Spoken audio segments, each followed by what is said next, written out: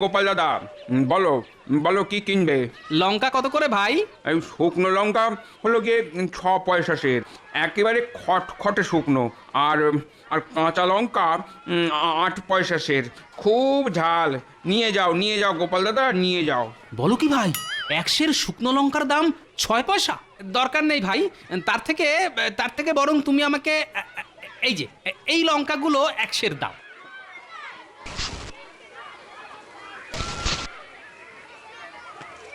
এ কি গোপাল দাদা, 1 সের কাঁচা লঙ্কার দাম যে 8 পয়সা, মানে তুমি আমাকে 3 পয়সা দিলে কেন? বললেই হলো, লোক ঠকানোর জায়গা পাও না। আমি ওসব বুঝি না গোপাল দাদা, 8 পয়সাই চাই, একটুও কম হবে না। আমাকে হিসেব শেখাচ্ছ? হ্যাঁ বেটা ধান্দাবাজ। কি হয়েছে ভাই, এত গোলমাল কিসের? দেখুন না দাদা, আমি গোপাল দাদাকে আগেই বললাম যে শুকনো লঙ্কার দাম 6